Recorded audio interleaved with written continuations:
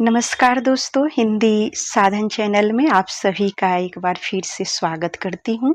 आज के इस वीडियो में हिमालय कविता लेकर मैं उपस्थित हूँ। हिमालय कविता के लेखक हैं रामधारी सिंह दिनकर। तो आइए, सबसे पहले किसी भी रचना को पढ़ने से पहले हमें लेखक के बारे में जानना जरूरी होता है। लेखक का जन्म कब हुआ था? तो दिनकर जी का जन्म 23 सितंबर 1908 को, और इनका जन्म कहाँ हुआ था? बिहार के सिमरिया में। और इनका मृत्यु 24 अप्रैल 1974 ईस्वी को इनका निधन हो गया था। इनके कार्य क्षेत्र पर अगर बात करें तो रामधारी सिंह दिनकर कविता, निबंध, यात्रा, साहित्य जैसे कई क्षेत्रों में अपना योगदान दिए हैं। इनकी प्रमुख रचनाओं पर अगर बात करें तो इनकी प्रमुख रचना है हुंकार, उर्वशी, रेणुका। किसी भी लेखक की कविता या रचनाओं को हम जानें उससे पहले हमें जरूरी होता है कि उनके जन्म और निधन से संबंधित जानकारी है, उनकी प्रमुख काव्य कृतियाँ या प्रमुख रचनाएं। रेणुका संस्कृति के 4 अध्याय भी इनके महत्वपूर्ण रचना है। संस्कृति के 4 अध्याय, आप इसे नोट्स जरूर बनाते चले। संस्कृति के 4 अध्याय इनकी महत्वपूर्ण रचना है। रामधारी सिंह दिनकर प्रमुख निबंधकार, कवि, राष्ट्रवादी कवि हैं। वीर रस से ओतप्रोत इनकी कविताएं हैं और इनकी कविताओं में स्वतंत्रता संग्राम और सामाजिक विषयों पर बल दिया गया है। पुरस्कार की अगर बात किया जाए तो रामधारी सिंह दिनकर को 1972 में, सन 1972 में कौन सा पुरस्कार मिला था? उर्वशी पर ज्ञानपीठ पुरस्कार मिला था। ज्ञानपीठ पुरस्कार सभी बहुत ही महत्वपूर्ण है। इन सभी चीजों को आप जरूर नोट्स करते चलें। और इन्हें साहित्य अकादमी पुरस्कार के साथ साथ पद्म भूषण पुरस्कार भी मिला है। अब इनके जीवन से संबंधित कुछ महत्वपूर्ण तथ्यों को भी जानते हैं कि रामधारी सिंह दिनकर का जन्म जो है वो बिहार में हुआ था। इन्होंने बिहार सरकार में रजिस्ट्रार के पद पर काम किया था और अंग्रेजी शासन के युद्ध प्रसार विभाग में भी ये काम किए थे। ये भारतीय स्वतंत्रता संग्राम के दौरान एक विद्रोही कवि के रूप में उभरे थे और इनकी शुरुआत है राष्ट्रवादी कविताओं से हुई है। और इन्होंने इनकी कार्यों में राष्ट्रीयता और मानव संबंध के विभिन्न पहलुओं पर गहराई से विचार किया गया है। तो आइए सबसे पहले कवि की कविता को देखते हैं। कविता को देखने के बाद हम ये जो कविता है, इस कविता से जो महत्वपूर्ण प्रश्न बनेंगे उन पे भी चर्चा करेंगे। पहले कविता पढ़ेंगे, उसके बाद हम व्याख्या को भी देखेंगे। मेरे नगपति मेरे विशाल, साकार दिव्य गौरव विराट, पौरुष के पुंजीभूत ज्वाल, मेरी जननी के हिम किरीट, मेरे भारत के दिव्य फाल, मेरे नगपति मेरे विशाल, युग युग अज्ञे निर्बुद्ध मुक्त, युग युग गौरवोन्नत नित्य महान, निस्सीम व्योन में ताम रहा, युग से किस महिमा का वितान, कैसी अखंड यह चीर समाधि, यतिवर कैसा यह अमर ध्यान, तू महाशून्य में खोज रहा किस जटिल समस्या का निदान। मेरे नगपति मेरे विशाल, ओ मौन तपस्या लीन यति, पल भर को तो कर दृग्नवेश, रे ज्वालाओं से दग्ध विकल है तरप रहा पद पर स्वदेश, सुख सिंधु पचनद ब्रह्मपुत्र, गंगा यमुना की अमीय धार, जिस पुण्य भूमि की ओर बही तेरी विलगित करुण उदार, जिसके द्वारों पर खरा क्रांत सीमापति तूने की पुकार, पद दलित इसे करना पीछे पहले ले मेरा सिर उतार उस पुण्य भूमि पर आज तपी रे आन परा संकट कराल व्याकुल तेरे सुत तरप रहे डस रहे चतुर्दिक विविध व्याल मेरे नगपति मेरे विशाल। दोस्तों बारिश की आवाज़ आ रही है, बहुत बारिश तेज हो रही है, तो आपको अगर सुनाई दे रहा होगा तो ये बारिश की आवाज़ है। कितना मेरा वैभव अशेष तू ध्यान मग्न ही रहा, इधर वीरान हुआ प्यारा स्वदेश वैशाली के भग्नावशेष से तू लिच्छवी शान पूछ लिच्छवी शान कहाँ ओरी उदास गंडकी बता विद्यापति कवि के गान कहाँ तू तरुण देश से पूछ अरे गूंजा कैसा यह ध्वंस राग अम्ब बुधि अंतस्थल के बीच छिपी यह सुलग रही है कौन आग प्राची के प्रगन बीच देख जल रहा स्वर्ण युग अग्नि ज्वाल तू सिंहनाद कर जाग तपी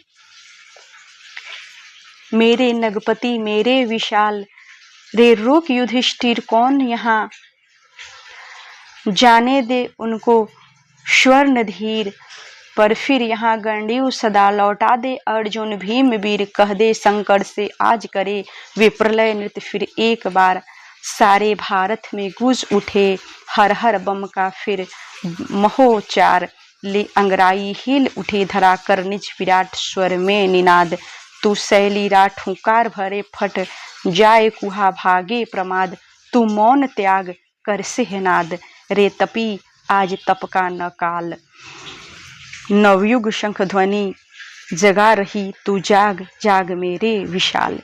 यह कविता रामधारी से है दिनकर की हमने पूरी कर ली है हिमालय कविता को। दोस्तों अब हम थोड़ी सी कवि की प्रमुख रचनाओं पे चर्चा करेंगे। इनकी प्रमुख रचना है रश्मि रथी। रश्मि रथी कर्ण के जीवन पर आधारित रचना है रश्मि रथी। हम थोड़ी देर बाद इस रचना को देखने के बाद कविता की व्याख्या को भी देखेंगे। रश्मि रथी कर्ण के जीवन पर आधारित है और इनकी परशुराम की प्रतीक्षा भी बहुत ही महत्वपूर्ण कविता है। परशुराम की प्रतीक्षा। दोस्तों कोई भी अगर पाठ्यक्रम में आपका कविता लगा रहता है तो कवि से जुड़ी बहुत सारी जानकारियाँ भी समझिए कि आपसे पूछी जा सकती है।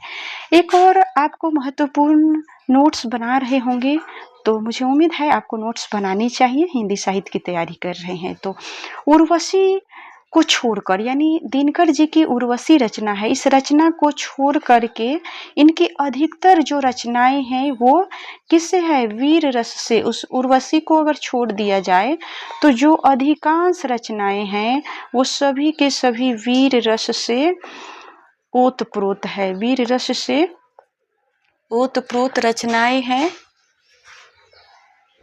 दोस्तों ये जो कविता है हिमालय ये रामधारी सिंह दिनकर की रेणुका काव्य संग्रह से लिया गया है जिसका प्रकाशन सन 1935 ईस्वी है और हिमालय कविता इसी से ली गई है। तो आपको कविता के साथ साथ इसके संग्रहों को भी जानना है कि किस काव्य संग्रह से ली गई है ये कविता। रामधारी सिंह दिनकर की कविता रेणुका ये इनकी सर्वश्रेष्ठ कविताएं भी है और इनमें रश्मि रथी ये भी कविता इनकी सारी जो रचनाएं हैं वो सभी परीक्षा के नज़र से अगर देखें तो बहुत ही महत्वपूर्ण है। कुरुक्षेत्र है जिसका समय है 1946। कुरुक्षेत्र जिसका समय है 1946 यानी देश आज़ाद होने से एक साल पहले ये कविता प्रकाशित हुई। रश्मि रथी का प्रकाशन है 1952। रश्मि रथी जिसका प्रकाशन है सन 1952 ईस्वी में और परशुराम और उर्वशी जो है इनकी उर्वशी रचना है ये 1961। परशुराम की प्रतीक्षा। परशुराम यहाँ पर स्क्रीन पे थोड़ा सा कम जगह है इसलिए मैं यहाँ लिख दे रही हूँ कि 1963 ईस्वी परशुराम की प्रतीक्षा। इन सभी को आप जरूर नोट्स कर ले। रामधारी सिंह दिनकर की इस काव्य जो कविता है हिमालय, अब हम इस काव्य की व्याख्या को भी इस कविता में देखेंगे। इस कविता में रामधारी सिंह दिनकर जी ने भारत की विराटता का वर्णन किया है। कवि कहते हैं कि हिमालय के माध्यम से कठिन परिस्थितियों में अडिग रहना स्वाभिमान और वीरता का पाठ यह कविता हमें सिखाता है। कविता भारत के गौरवशाली इतिहास को याद दिलाती है और देश की चेतना को जगाने के आह्वान करती है। कविता की अगर मुख्य व्याख्या को हम देखें तो हिमालय भारत के दिव्य भाल और शान का प्रतीक माना गया है। दिव्य भाल और शान का प्रतीक है। हिमालय किस चीज का है? शान का प्रतीक है। हिमालय शान का प्रतीक है।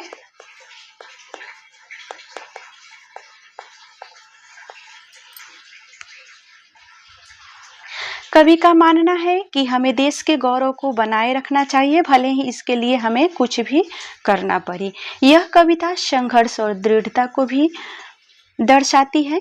कविता यह संदेश देती है कि जीवन में सुख दुख आते रहते हैं, लेकिन हमेशा हमें हिम्मत और धैर्य के साथ और धैर्य से उसका सामना करना चाहिए। हिमालय की तरह हमें हर संकट में अविचल रहना चाहिए। हमें हर संकट में अविचल यानी स्थिर रहना चाहिए। कवि देशवासियों को नींद से जगाने और अपने गौरव को पहचानने के लिए प्रेरित करते हैं। यह कविता उन क्रांतिकारी विचारों और संघर्षों का समर्थन करती है जो स्वतंत्रता आंदोलन के दौरान हुए हैं। कवि इस कविता में वीरता और शौर्य को कहते हैं कि मेरे नगपति, आइए हम थोड़ी सी उस पंक्तियों को भी देख लेते हैं। मेरे नगपति मेरे विशाल, जब कविता शुरू होती है तो कविता में कहते हैं कवि कि मेरे नगपति मेरे विशाल। ऐसा कहकर कवि क्या कहते हैं?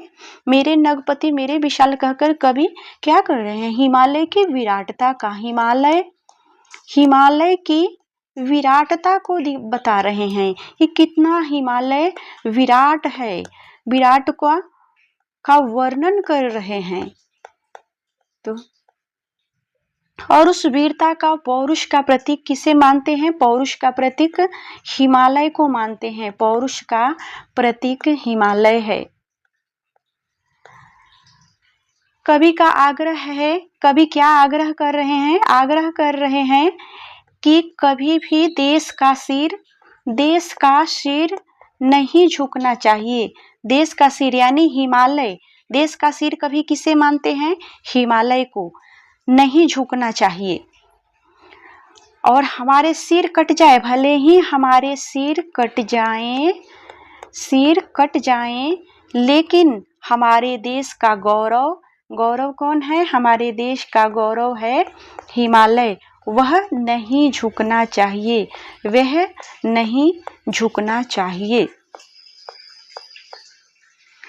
कवि हिमालय पर्वत एक पर्वत का वर्णन ही नहीं करते हैं, बल्कि दिनकर जी ये कहते हैं कि पर्वत के माध्यम से भारत की आत्मा और उसके गौरव और उनके संघर्षों का एक ओजस्वी उद्देश्य कवि कहते हैं। आइए हम थोड़ी सी इसकी व्याख्या को भी पढ़ लेते हैं।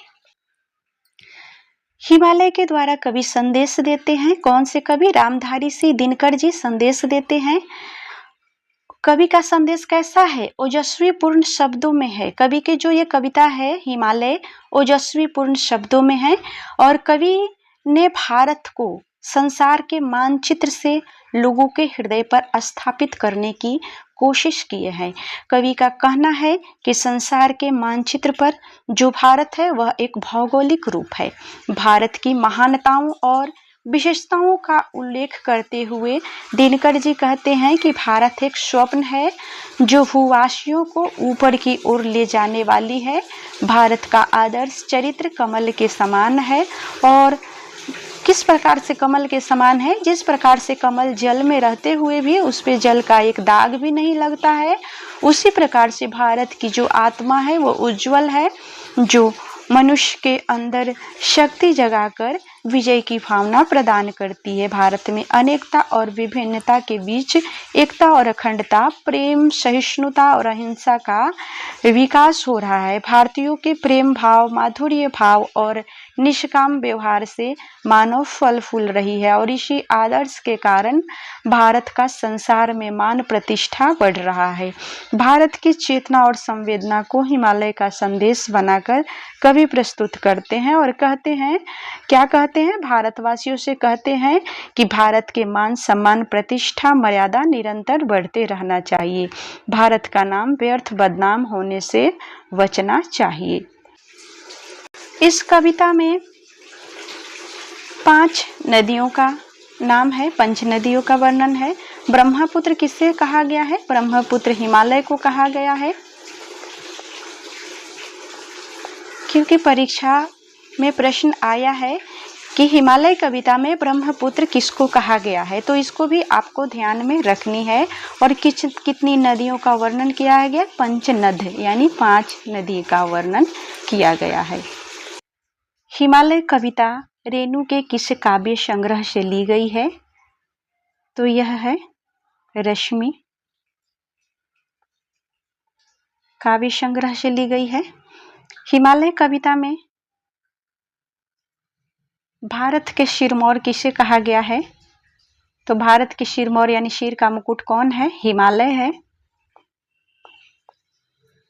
कविता में ब्रह्मपुत्र किसे कहा गया है, यानी ब्रह्मा का पुत्र किसे कहा गया है? ब्रह्मपुत्र किसको कहा गया है? हिमालय को कहा गया है। कविता में कितनी नदियों का वर्णन है? नदियां 5 नदियों का वर्णन है। इसी प्रकार से प्रश्न बनेगा और लेखक के संबंधित और इनकी रचनाओं को से संबंधित जो कि भी महत्वपूर्ण समय था, प्रकाशन था, महत्वपूर्ण रचनाएं थी, उन सभी के बारे में हमने इस वीडियो में चर्चा संक्षिप्त रूप से किया है।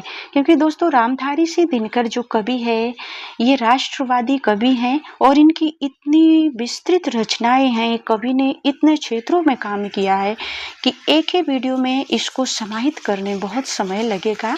और हमने इस कविता के माध्यम से जो परीक्षा उपयोगी इस कविता से जो भी प्रश्न बनेगा उसी को ध्यान में रखते हुए इस वीडियो को हमने बनाया है। मुझे उम्मीद है यह वीडियो आपको बहुत ही लाभदायक लगेगा और इससे जो भी प्रश्न आएगा उसको आप जरूर हल करेंगे। वीडियो आपको कैसा लगा हमें अपने कमेंट जरूर बताएं। वीडियो देखने के लिए बहुत बहुत धन्यवाद।